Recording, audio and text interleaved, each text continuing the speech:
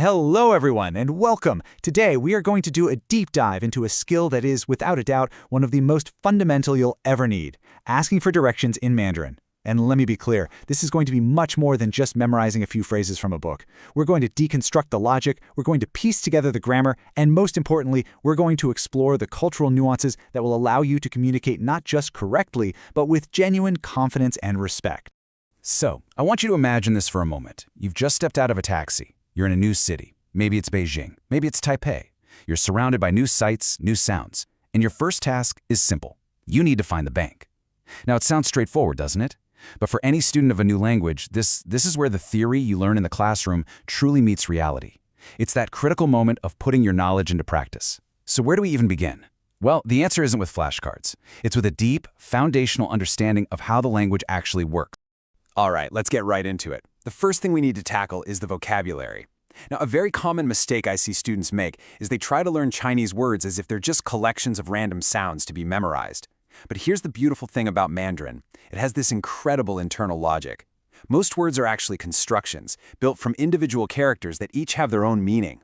If you can learn to see those building blocks, you can often deduce the meaning of a word you've never even seen before. So let's start with our destination, the bank.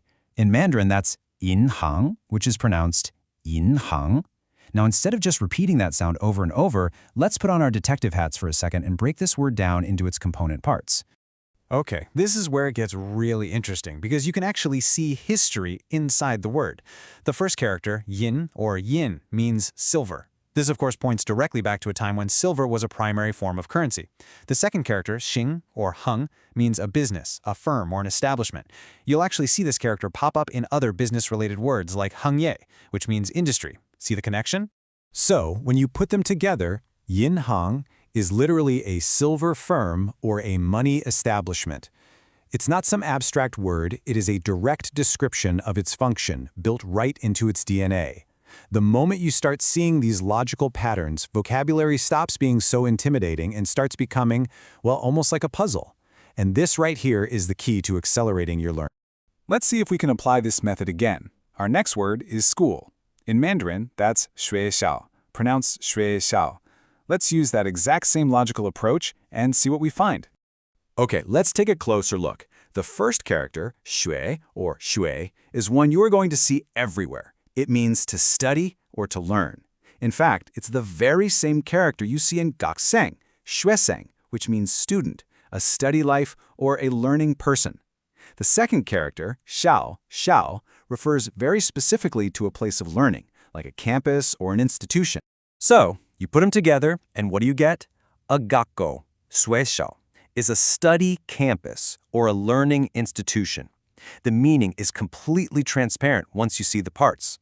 This logical consistency is your best friend when you're building vocabulary, because you're not just memorizing an endless list of words, you're learning a system.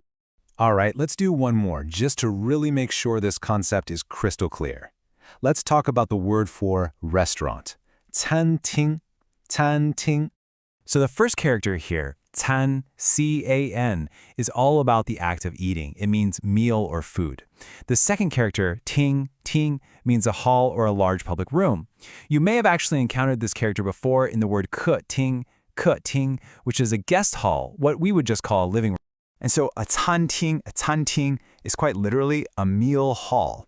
Isn't that perfectly straightforward? By understanding these core components, you haven't just learned 3 new words today, you've actually learned the underlying system for how thousands of words are constructed in Mandarin. It's a game changer. Okay, excellent. We now have our nouns. We have the ingredients. But, just having the ingredients isn't enough to cook a meal. You need the recipe. Knowing the word for bank won't get you there if you can't put it into a coherent question. So let's transition now to our grammar toolkit and look at exactly how to build that question. Now, the fantastic news for us as learners is that the structure for asking where is something is incredibly consistent and reliable. Let's walk through it. First, you almost always begin with 请问, 请问. This literally translates to please ask, but its function is our indispensable excuse me. We'll talk more about why this is so important later. Second, you simply state the location you're looking for, like in heng. Third, you add the verb 在, which means is at or is located at. And finally, you finish with the question word 哪里, which means where. So the formula is beautifully simple. Polite opener, place, verb, question word. It's a template you can use again and again. So, knowing the vocabulary and the grammar puts you about halfway there. It's a huge step. But if you can't pronounce the words in a way that's understandable, all that knowledge can't really be put into action. So let's now focus very carefully on pronunciation and tones, because this is the critical step where all of our academic knowledge becomes a practical communication tool. Okay, let's put it all together. I want you to listen very carefully, not just to the sounds, but to the music of the sentence, the tones. Here we go. 请问银行在哪里? Did you hear that? Notice the low dip on the third tone of qing, then the clear rising second tones on yin and hang, and it ends with another one of those low dipping third tones on nar. Let me say it again, much slower so you can isolate each tone. 请问银行在哪里? Now let's try it at a more natural conversational speed. 请问银行在哪里? Now let's proactively address a few common hurdles for English speakers. First, that ch sound in ching.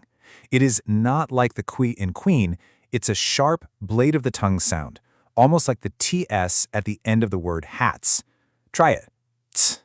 It needs a little puff of air. Second, the third tone. While it's technically a fall-rise tone, in natural speech it often just sounds like a low, dipping sound. Just let your voice drop to a low register. Think of it as a low mumble. In complete contrast, that second tone you hear on ying and hung absolutely needs that clear upward trajectory. It should sound like you're asking a question in English, like, up? Finally, please try to avoid sounding robotic. The goal is to link these words together into one smooth, melodic phrase. All right, everyone, I need your full attention for this next part because it is arguably the most important section we will cover. Language does not exist in a vacuum. It's not just a collection of grammar rules in a textbook.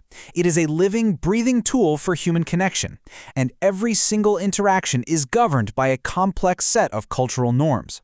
Knowing the right words is one thing. Knowing how to use them respectfully and appropriately, well, that's something else entirely. This is what truly separates a tourist who can recite phrases from a person who can genuinely communicate. So let's really break this down. How you ask is just as critical as what you ask. First, that opener we learned, 请问, is not optional. It is non-negotiable. Omitting it can make you sound incredibly abrupt, even rude. Second, you have to choose your audience wisely. Don't stop the person who's clearly sprinting to catch a bus. Look for someone who appears less hurried, a shopkeeper, maybe a security guard.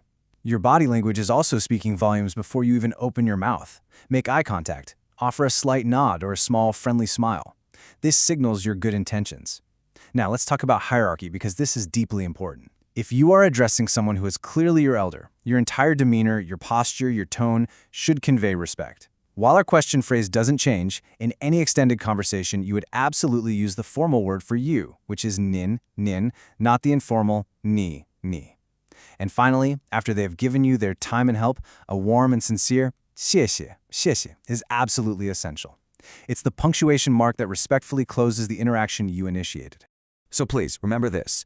You could have perfect grammar and absolutely flawless tones, but if you're not paying attention to the cultural context, your interactions can still fall flat. The best way to think about it is this. Your language skill is the vehicle. It's the car. But it's your cultural awareness that's the GPS. It's what tells you how to navigate the social landscape smoothly, avoid problems, and ultimately arrive at your destination, which is a real positive human connection. Okay, we have covered a tremendous amount of ground today. From the very building blocks of words, to grammatical structure, to pronunciation, and finally to those all-important cultural rules of the road.